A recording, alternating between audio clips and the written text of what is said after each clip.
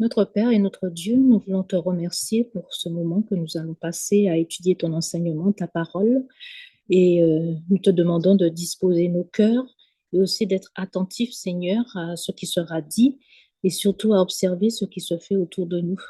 Nous te confions le pasteur qui a à partager ce message avec chacun de nous, que ton Saint-Esprit puisse le guider et disposer aussi son cœur et ainsi que nous-mêmes et que nous soyons sortis d'ici, de là, édifiés et donne-nous l'intelligence et la sagesse dont nous avons besoin pour comprendre et aussi pour partager ce message. Que ton nom en soit glorifié. Nous te prions au nom de Jésus. Amen.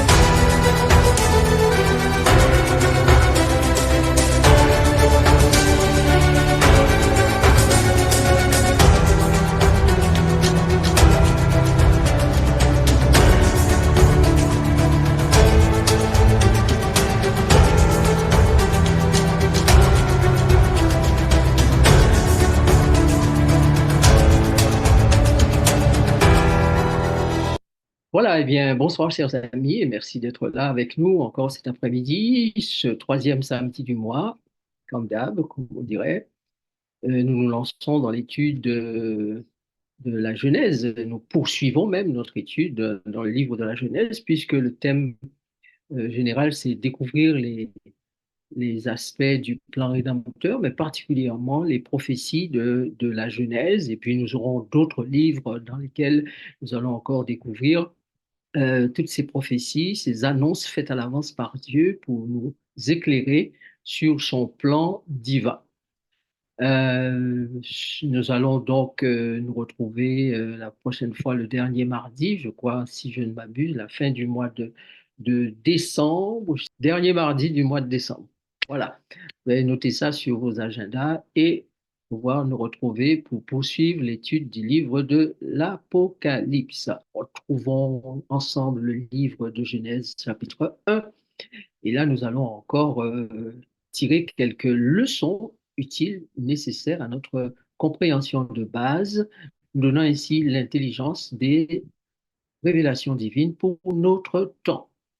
Le Dieu d'amour a pris le temps d'inspirer des êtres humains choisis par lui, appelés prophètes, pour que nous connaissions à l'avance qui il est et quel est le plan préparé depuis la fondation du monde pour apporter à l'humanité le bien-être, le repos, la délivrance, le salut dont elle a besoin.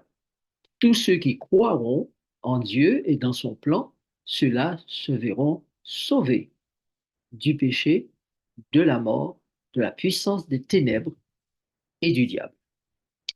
Alors, nous allons suivre une ligne cet après-midi qui va dans le sens de découvrir comment Dieu a-t-il procédé. Globalement, nous le savons. Mais lorsque la Genèse nous aide et les autres livres que nous allons étudier ensemble dans les temps à venir, si Dieu nous prête de vie, alors nous découvrons que ces détails-là nous font des révélations sur les choses précises que Dieu voudrait mettre en place ou a mis en place, va mettre en place pour que nous, qui marchons avec lui, qui sommes en quelque sorte, entre guillemets, dans son armée, nous ne puissions pas être ignorants de sa stratégie et de ses plans. Voilà. Alors, voici ce texte premier que nous allons lire. Genèse chapitre 1, verset 1. Au commencement, Dieu créa les cieux et la terre.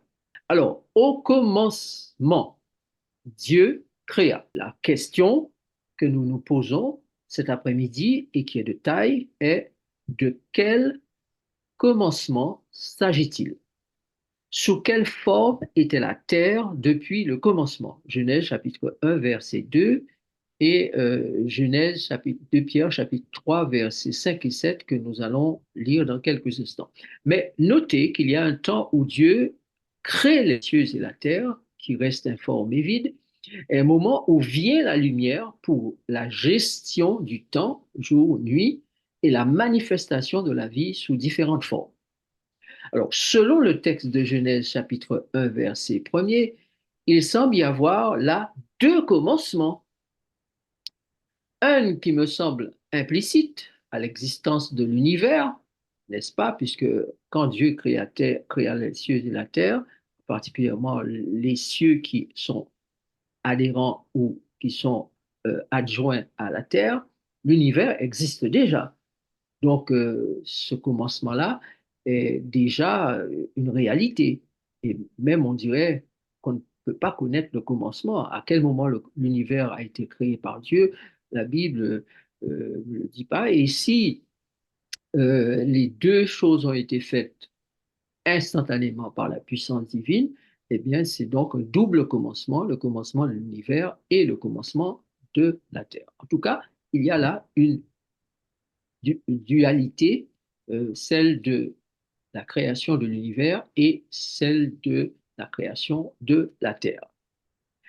Donc, je disais qu'il me semble implicite cette création à l'existence de l'univers et la nature même du Dieu des cieux et l'autre qui est explicite à la création.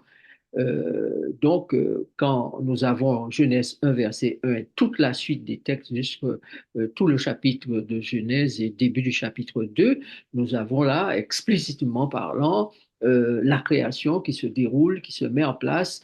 Voilà, et Moïse se fait un plaisir de nous rapporter ces choses. Dieu parle pour que les choses existent, donc la parole de Dieu, la lumière, va mettre en place toutes ces choses.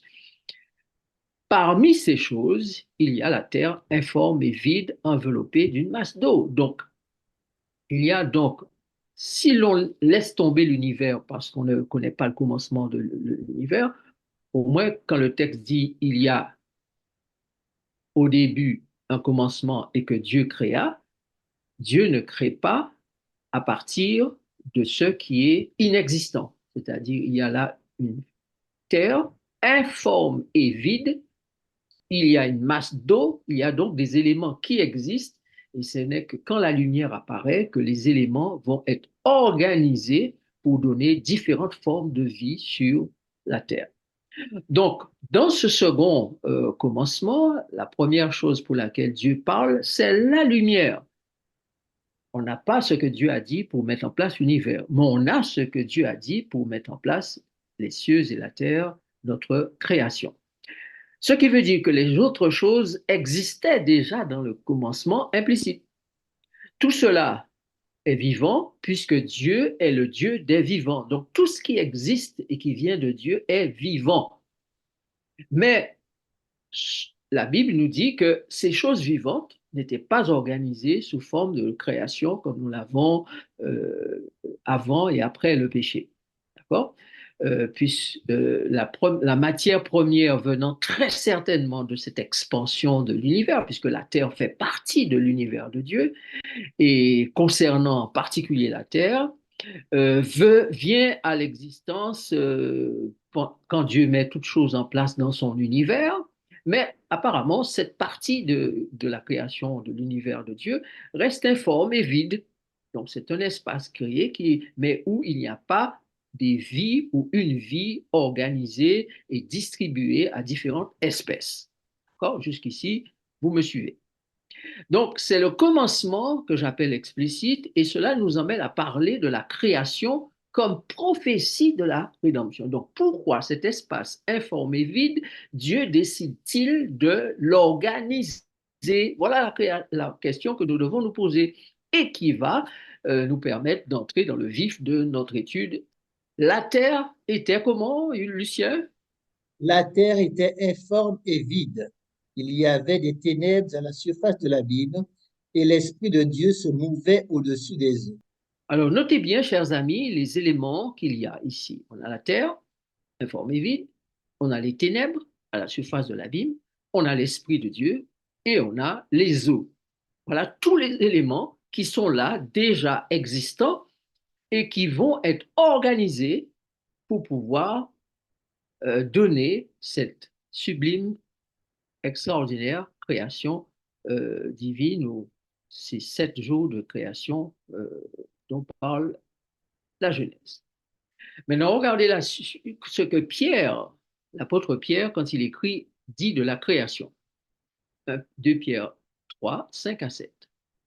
Ils veulent ignorer en effet que les cieux existèrent autrefois par la parole de Dieu, de même qu'une terre tirée de l'eau est formée au moyen de l'eau, et que par ces choses le monde d'alors périt, submergé par l'eau, tandis que par la même parole, les cieux et la terre d'à présent sont gardés et réservés pour le feu, pour le jour du jugement et de la ruine des hommes impies.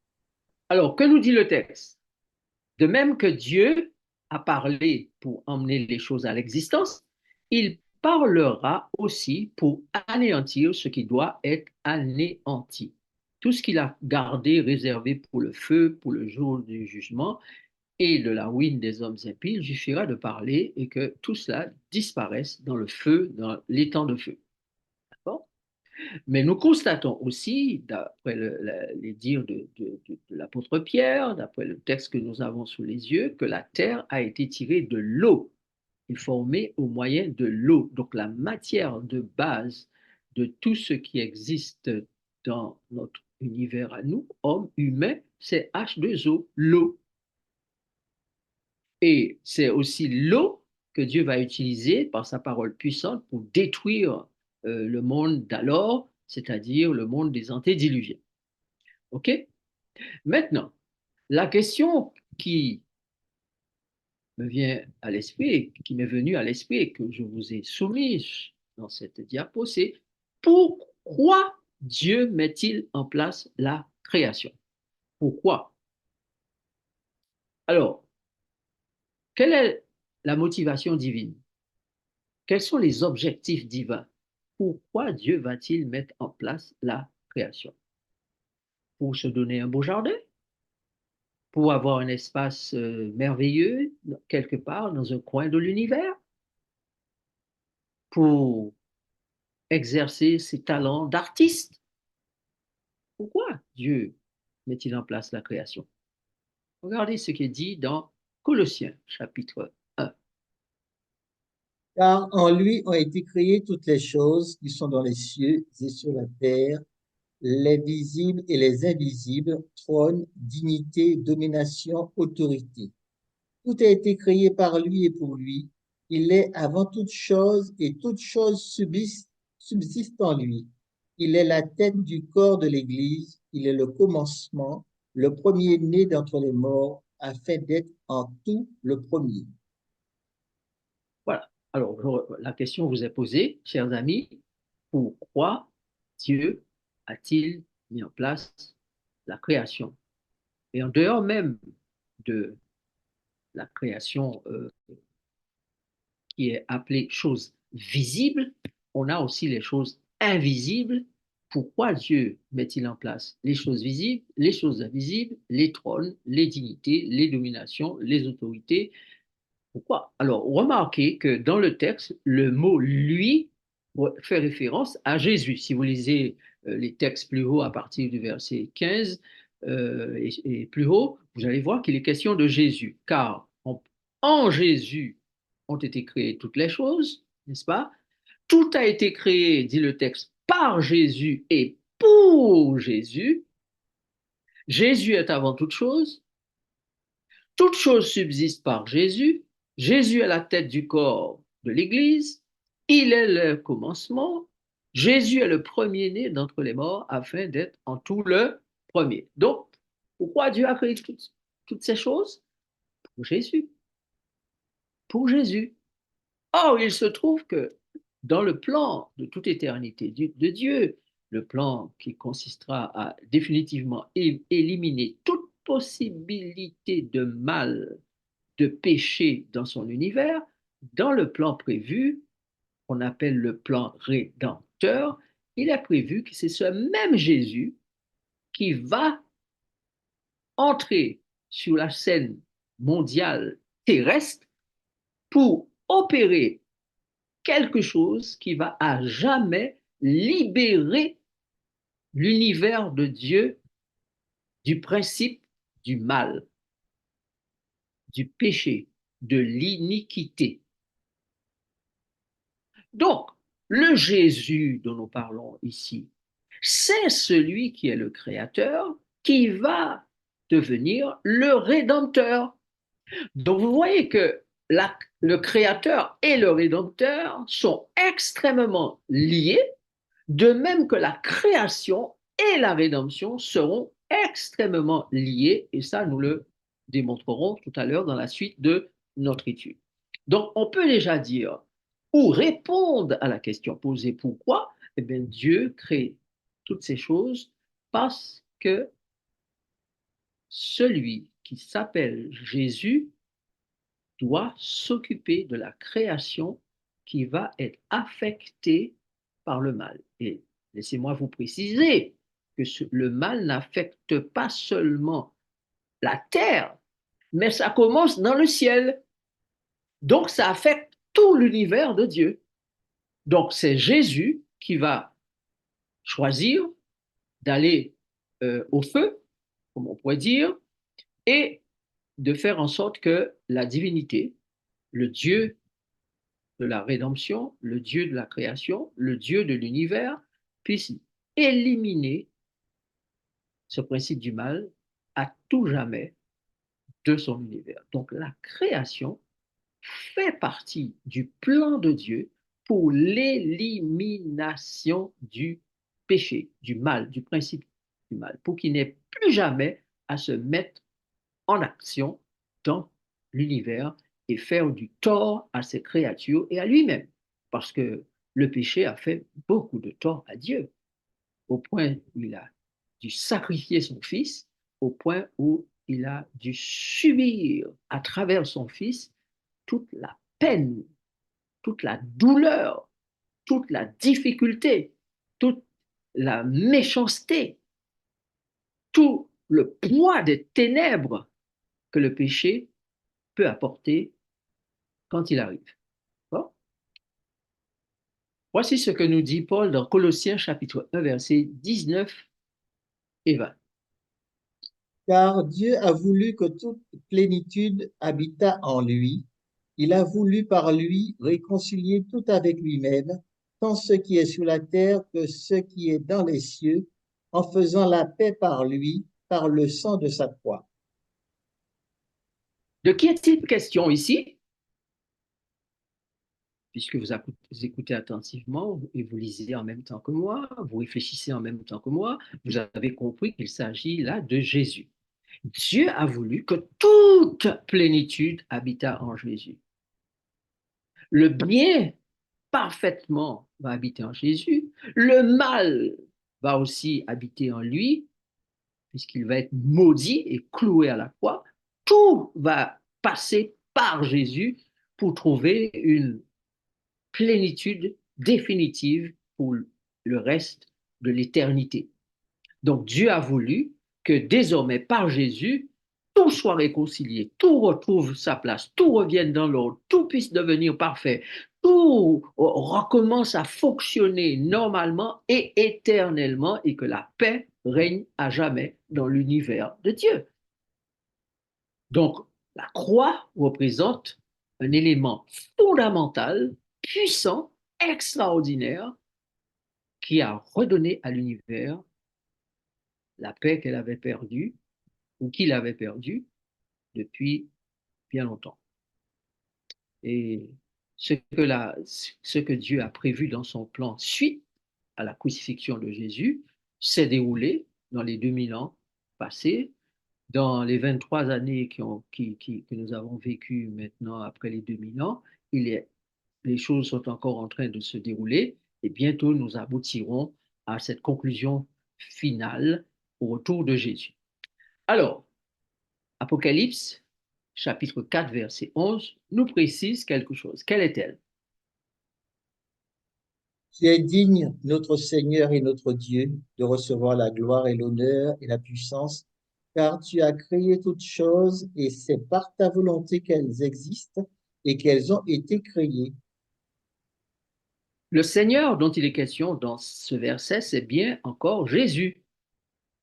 Si vous prenez votre Bible, vous allez voir que c'est lui qui a créé toutes choses de toute manière. Nous venons de le lire dans Colossiens. C'est par sa volonté qu'elles existent et c'est pour lui qu'elles ont été faites, etc. Donc, on voit bien que Jésus est au centre de cette histoire de l'univers et de la terre, cette histoire de la création et de la rédemption.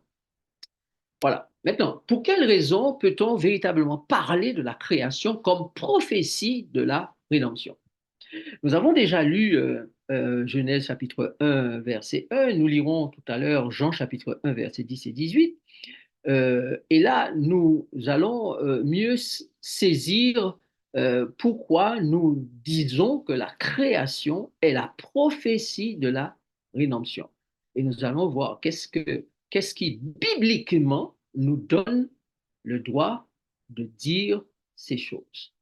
Car désormais, tenir de la parole et de la lumière, c'est avoir la vie éternelle. Car Dieu, par la parole et la lumière, donne la vie. Cette vie qui est la connaissance de Dieu et de celui qui l'a envoyé, Jésus-Christ. Jean 3, Jean 17, verset 3. Jésus-Christ est la parole, Jésus-Christ est la lumière, donc tout passe par lui.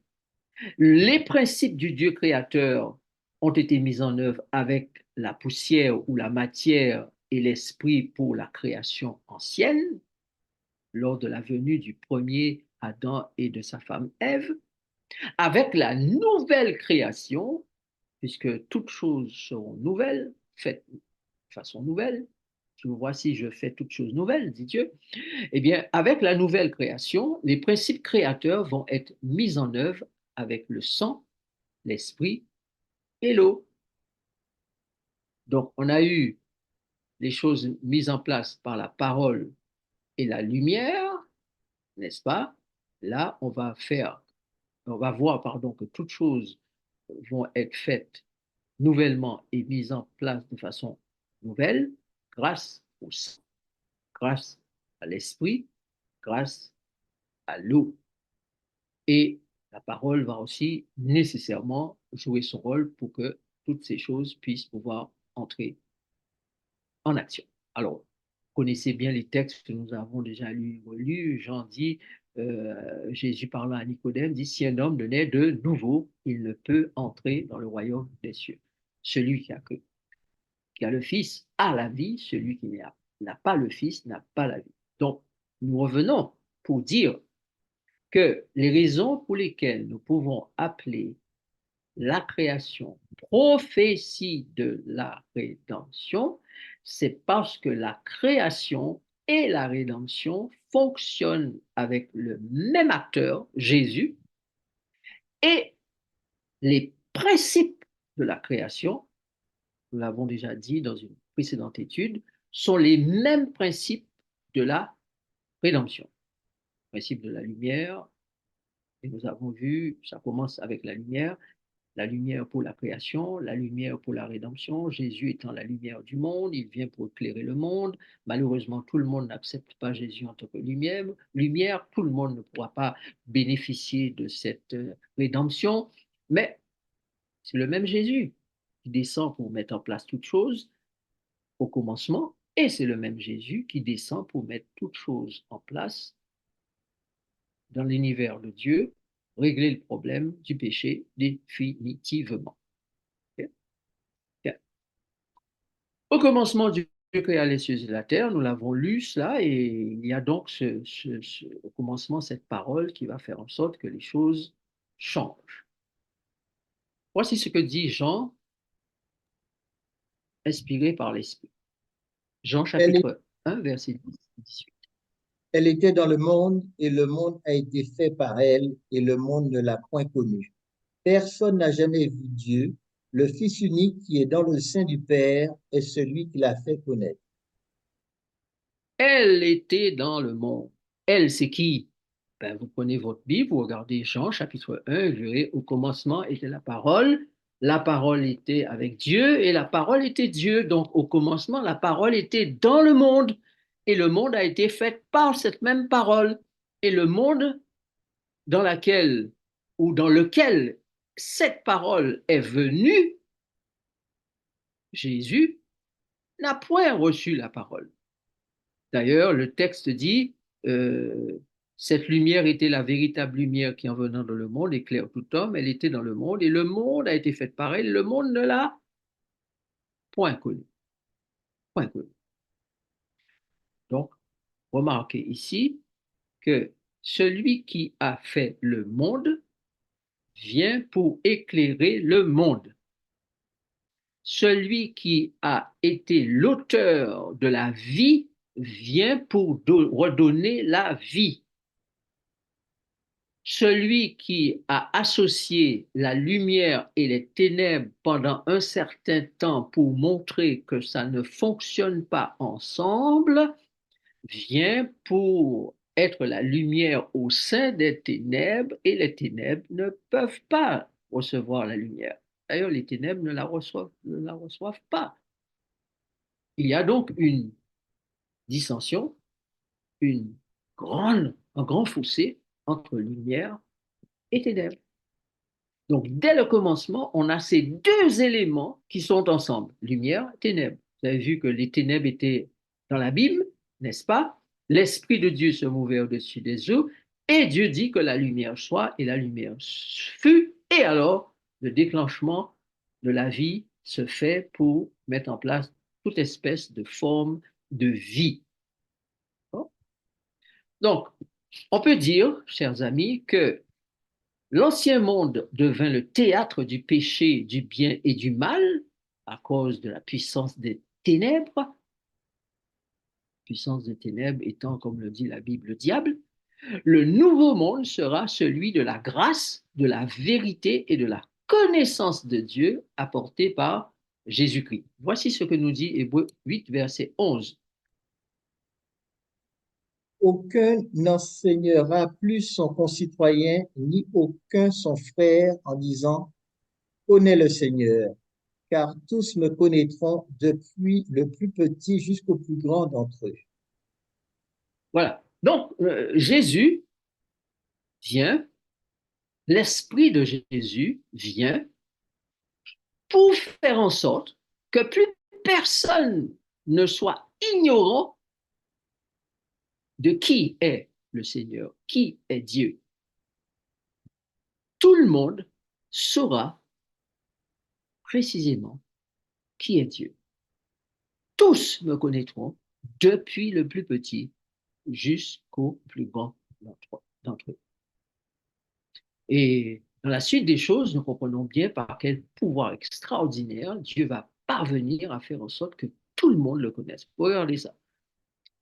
La suite, c'est Jean chapitre 1, versets 17 et 18. Car la loi a été donnée par Moïse, la grâce et la vérité sont venues par Jésus-Christ. Personne n'a jamais vu Dieu. Le Fils unique qui est dans le sein du Père est celui qui l'a fait connaître. Mhm. Alors, vous avez compris? Personne n'a jamais vu Dieu. Mais qu'a fait Dieu? Dieu a envoyé son Fils unique pour que la connaissance de Dieu soit diffusée largement sur la planète Terre pour que tous ceux qui désirent le connaître soient en mesure de le faire du plus petit jusqu'au plus grand. La grâce et la vérité sont venues par Jésus pour que cette vérité, car Dieu, Jésus, c'est le chemin, la vie, la vérité et la vie. Or, c'est l'ignorance des hommes, les ténèbres spirituelles de l'humanité qui empêchent à l'humanité de voir la lumière. Donc, Jésus descend avec puissance, la puissance du Père, de façon à ce que les hommes reçoivent la grâce, mais en même temps, ils reçoivent aussi la vérité. De sorte que maintenant, la vie éternelle leur soit donnée, parce que la vie éternelle, c'est qu'ils te connaissent, toi, le seul vrai Dieu, et celui que tu as envoyé, Jésus-Christ. Maintenant, souvenez-vous que notre question de base était, qu'est-ce qui bibliquement nous donne le droit de dire que la création, c'est la prophétie de la rédemption, c'est-à-dire que le déroulement de la création, la mise en place de la création annonce la mise en place de la rédemption ou des actes rédempteurs qui vont sauver l'humanité du péché, de la mort et de la puissance des ténèbres pour l'éternité. Qu'est-ce qui nous donne droit de dire que la création, c'est la prophétie, l'annonce de ce que sera la rédemption?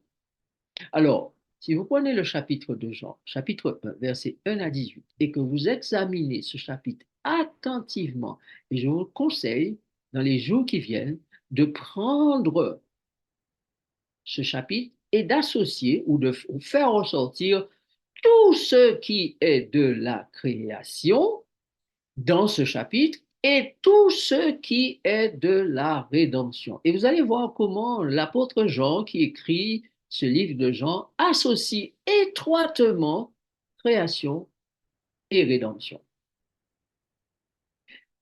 Remarquez qu'il dit au commencement, chapitre 1, Dieu créa les cieux et la terre. Que dit-il ensuite?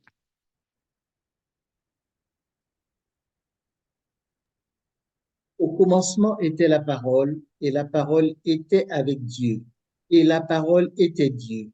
Elle était au commencement avec Dieu. Toutes choses ont été faites par elle, et rien de ce qui a été fait n'a été fait sans elle. En elle était la vie, et la vie était la lumière des hommes.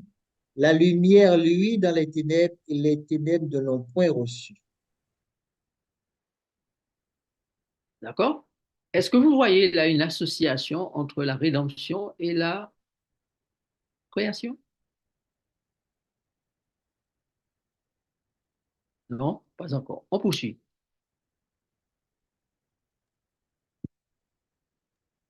Elle est venue chez les siens, et les siens ne l'ont point reçue.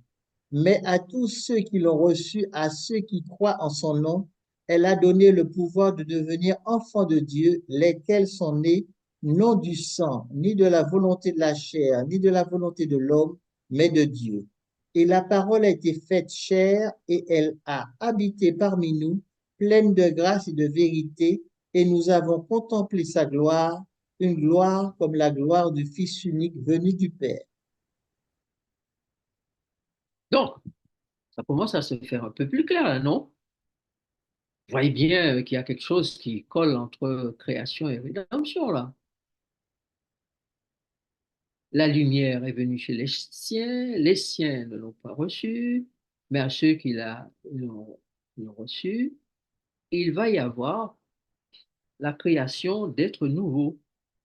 De même que la lumière a mis en place les enfants de Dieu au départ, car au sixième jour, Adam et Ève ont été créés, le texte dit à tous ceux qui ont reçu cette lumière-là, n'est-ce pas? Elle a donné le pouvoir de devenir enfant de Dieu. Nouvelle création, créature nouvelle. Devenir enfant de Dieu parce qu'il y a une naissance non du sang, ni de la volonté de la chair, ni de la volonté de l'homme, mais de Dieu, parole et lumière. Et la parole et lumière, finalement, a été faite chair, et cette parole et cette lumière ont habité, pleine de grâce et de vérité, parmi nous. Et nous avons contemplé la gloire de qui? La gloire du Fils unique de Dieu venu du Père. Donc, le même pouvoir créateur agit dans la rédemption. le salut de l'humanité. La suite du texte. Jean Jean lui a 1, verset rendu, 15 à 10.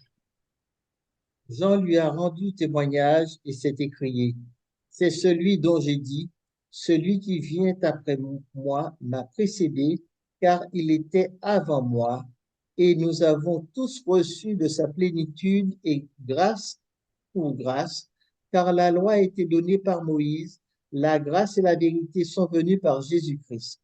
Personne n'a jamais vu Dieu. Le Fils unique qui est dans le sein du Père est celui qui l'a fait connaître. Voilà. Donc, vous prendrez le temps de bien réfléchir à tout cela sous la direction de l'Esprit, qui est le grand enseignant, hein, c'est lui qui révèle la vérité. Vous allez comprendre l'étroite association qu'il y a, ou les relations, les liens entre la création et la rédemption. Je vous ai déjà donné plein d'indices, mais vous pouvez encore en découvrir en lisant personnellement ce texte. Donc, si la lumière, c'est la parole et la parole, la lumière, que veulent-elles nous apprendre? Remarquez, premièrement, que toutes deux sont détenteurs ou détenteuses, je ne sais pas si on dit ça, ou détenteurs du pouvoir créateur. Lumière et parole, détenteurs du pouvoir créateur. Et c'est lumière et parole qui sont aussi détenteurs du pouvoir rédempteur. Toutes deux entrent en action et sont engagées à l'origine même de ce qui s'est passé au commencement quand Dieu créa les cieux et la terre. Et toutes deux ont formé à l'homme le pouvoir, ont donné à l'homme le pouvoir de la vie. La lumière et la parole ont agi au sein et en opposition aux ténèbres. Avez-vous noté qu'au départ, avant que la lumière arrive, il y a les ténèbres au fond de l'abîme?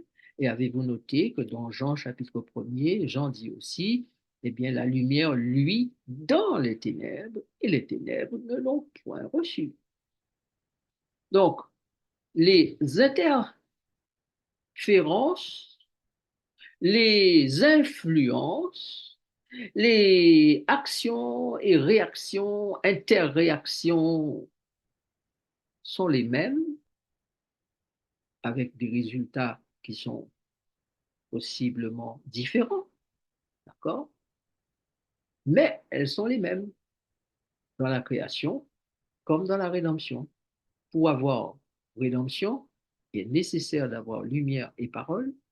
Pour avoir rédemption, il est nécessaire d'avoir des ténèbres qui nous ont fait prisonniers et la lumière et la parole viennent pour nous faire échapper, retrouver la liberté. Donc, qui dit création en action, dit les mêmes pouvoirs créateurs qui vont devoir entrer en œuvre d'une certaine manière pour pouvoir sauver l'univers, sauver la planète Terre de la mort, du péché. Donc, le livre de la Genèse et celui de Jean commencent avec une confrontation des ténèbres et de la lumière. De même que la création commence avec une confrontation du jour et de la nuit. Lumière, ténèbres, lumière, ténèbres, lumière, ténèbres, jusqu'au septième jour où il n'y a plus ni lumière ni ténèbres. C'est Dieu qui se présente comme étant celui qui sanctifie, celui qui bénit, celui qui donne le repos du sabbat. Jean nous indique, donc, chers amis, apparemment qu'au commencement, la parole et la lumière ont confronté les ténèbres qui ne les ont pas reçues, ou encore, on peut dire que la lumière s'est opposée aux ténèbres, ou les ténèbres se sont opposées à la lumière. Donc, la création devrait être considérée comme une description vivante de la pratique de la confrontation de la parole de vie et de la lumière avec les puissances des ténèbres pour parvenir à la destruction du mal. C'est ce même pouvoir qui va envoyer le déluge après quand le mal va exploser sur la terre. De même, cette même puissance enverra le feu pour détruire à jamais le mal, l'auteur du mal, les associés au mal, pour l'éternité.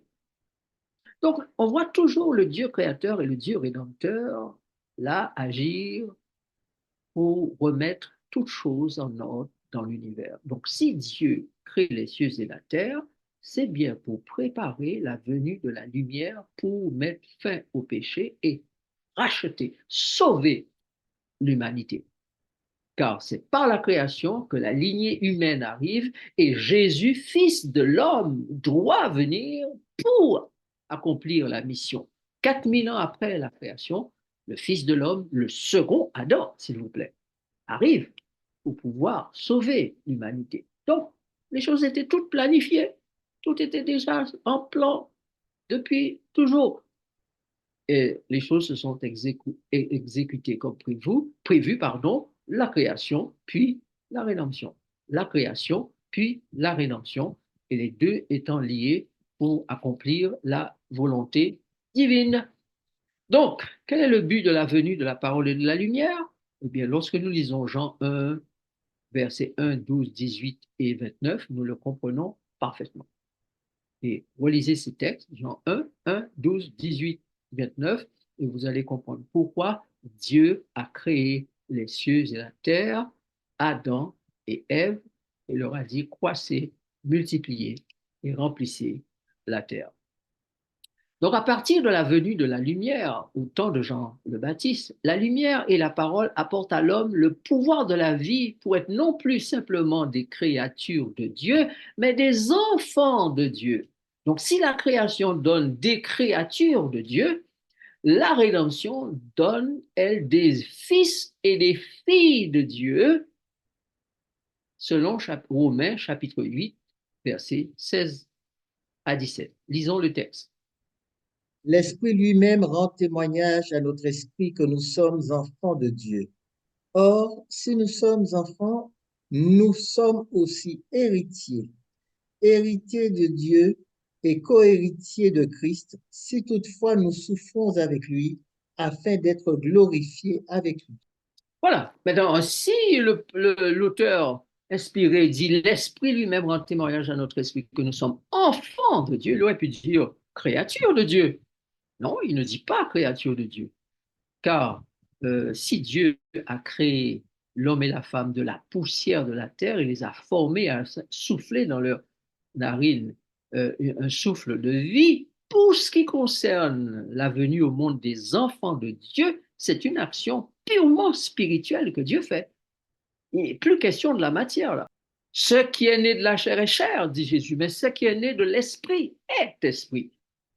Les enfants de Dieu sont esprit, pas chair. Donc, si tu souhaites et veux devenir enfant de Dieu, assure-toi au nom de Jésus-Christ que tu n'es plus de la chair, mais de l'esprit. On a beau s'appeler enfant de Dieu, si on n'est pas né de nouveau, né de l'esprit, on ne l'est pas. La création a fait de nous des créatures, lignées, descendants de sang d'Adam et d'Ève, mais la rédemption fait de nous des enfants de Dieu, les frères et sœurs de Jésus, nés par l'opération du Saint-Esprit. C'est clair. Donc je dois naître de nouveau. Je dois naître d'eau et d'esprit. Infaillible. Qu'apporte à l'homme pécheur la parole et la lumière? Voyons ce que nous dit la parole. Pardon. Car la loi a été donnée par Moïse, la grâce et la vérité sont venues par Jésus-Christ. Personne n'a jamais vu Dieu. Le Fils unique qui est dans le sein du Père est celui qui l'a fait connaître. Qu'est-ce que ça nous apporte? La parole et la lumière? Eh bien, elle nous apporte la grâce, elle nous apporte la vérité, et elle nous apporte la connaissance particulière de Dieu. Celui qui connaît Dieu personnellement est venu spécifiquement dans ce monde pour nous révéler Dieu personnellement, de sorte que, connaissant Dieu, nous puissions aspirer et avoir la vie éternelle. Car la vie éternelle, c'est qu'ils te connaissent, toi le seul vrai Dieu, et celui que tu as envoyé, Jésus-Christ. Nous avons lu ce texte, mais il serait bien de le remettre en mémoire dans Colossiens chapitre 1, versets 16 à 18. Car en lui ont été créées toutes les choses qui sont dans les cieux et sur la terre, les visibles et les invisibles, trône, dignité, domination, autorité. Tout a été créé par lui et pour lui. Il est avant toute chose et toute chose subsiste en lui. Il est la tête du corps de l'Église, il est le commencement, le premier-né d'entre les morts, afin d'être en tout le premier. Voilà, merci Dieu, gloire à Dieu pour Jésus-Christ qui a choisi d'être rédempteur, d'être victime expiatoire, d'être ami, d'être un frère pour nous. Il nous a tout donné, tout, tout, tout, tout. Nous avons tout pleinement en lui, pleinement. Lui, le premier, a tout gagné pour que nous puissions tout gagner. Car Dieu a voulu, Car Dieu a voulu que qu'est-ce que toute plénitude habitât en lui. Il a voulu par lui réconcilier tout avec lui-même, tant ce qui est sous la terre que ce qui est dans les cieux, en faisant la paix par lui, par le sang de sa croix. bravo. Dieu a mis toutes choses en Jésus-Christ. D'ailleurs, il y a quelque part dans l'évangile pas l'évangile, dans le livre Patriarche et prophète ou Jésus-Christ, je ne me rappelle plus lequel, où le texte dit, je crois que c'est Jésus-Christ, page 10. Dieu a placé entre les mains de Jésus toutes les richesses de l'univers et lui a dit, mon fils, descends vers l'homme, apporte-lui tout cela et dis-lui qu'il n'y a pas de plus grand amour que le mien. Pas de plus grand amour que le mien. Donc, en Christ, Dieu nous a tout donné. Il a tout fait. Après nous avoir créés, après que nous ayant été piégés par le mal qui existait déjà dans l'univers, Dieu savait que le diable allait venir tenter Ève. D'ailleurs, Dieu a fait tout cela pour que le péché éclate dans l'univers sous toutes ses formes, pleinement, et que tout l'univers puisse pouvoir voir ce que ça veut dire se révolter contre Dieu, transgresser la loi de Dieu, vouloir agir et monter au-dessus de Dieu. Donc Dieu a dû souffrir, hein. Il acceptait la souffrance dans la chose. Il n'a pas simplement envoyé la terre avec les démons et le diable pour souffrir et puis débrouillez-vous. Non, la souffrance a commencé dans le ciel. Dieu l'a circoncis sur la terre, il l'a circonscrit, pardon, sur la planète Terre. Là, il va régler le problème sur cette planète en mettant en place la création, puis en permettant au péché, au mal de se développer largement sur cette terre, longueur, largeur, profondeur, hauteur, voilà. De même qu'il va aussi dans ce même espace révéler hauteur, longueur, largeur, profondeur de son amour, pour que plus jamais les hommes et les femmes n'aient envie de se révolter contre Dieu. Donc, Dieu va faire la paix désormais avec sa création par le sang de la croix, par Jésus. Et là, nous pouvons dire à Dieu, merci pour la création, nous en avons souffert, nous en souffrons encore, mais puisque nous savons ce que Dieu a fait pour nous, eh bien, nous disons merci d'avoir tout fait. D'ailleurs, je vous ai lu dernièrement le texte où il était dit que par une seule offrande, Dieu nous a emmenés à la perfection, a emmené à la perfection tous ceux qui sont sanctifiés. Il nous a donné droit à son trône, droit à l'éternité, droit à la vie éternelle. Et puisque nous sommes des pécheurs, il s'est donné un programme pour nous rendre aptes à vivre avec lui dans l'éternité. Je vous donnerai un cœur nouveau, je vous donnerai un esprit nouveau, et je ferai que vous obéirez à mes lois. Je vais inscrire mes lois et mes ordonnances dans votre esprit et dans votre cœur. Plus personne ne connaît, n'en s'entendra dire connaît le Seigneur, car tout le monde me connaîtra. Je vais vous donner un corps nouveau. Donc le programme pour que nous soyons sauvés toujours et parfaitement est déjà fait. Tout ce que nous avons à faire, c'est simplement de nous abandonner au Seigneur, de lui remettre tout. Si quelqu'un ne renonce à tout ce qu'il possède, il ne peut être mon disciple, dit Dieu. Donc, si vous choisissez de renoncer, de tout remettre à Dieu, tout remettre à Jésus, tout remettre à la divinité pour que l'œuvre qu'elle a planifiée, le plan qu'elle a planifié de toute éternité, elle-même, cette divinité, le réalise en nous parce que nous serons abandonnés. Et comme je le disais dernièrement, si nous sommes entre ses mains comme la pâte entre les mains du potier, il fera le vase qu'il doit faire. Il construira, il mettra en forme le vase qu'il doit mettre en forme. Le vase, la terre est inerte entre les mains du potier. Le potier fait ce qu'il veut. Soyons inertes entre les mains du Dieu et laissons-le plutôt nous former en tant que créatures aptes à vivre dans les nouveaux cieux et la nouvelle terre. Voilà, c'est tout ce que je nous souhaite, que nous puissions profiter largement de la présence de l'Esprit pour qu'il fasse cette œuvre en nous abandonnant complètement à Dieu et que nous soyons des vases précieux, des trésors que Dieu va recueillir dans son trésor, comme on dit, dans ses greniers, dans l'éternité, dans son royaume. Que Dieu vous bénisse. Voilà, prions. Notre Dieu, merci pour ce moment que nous avons partagé.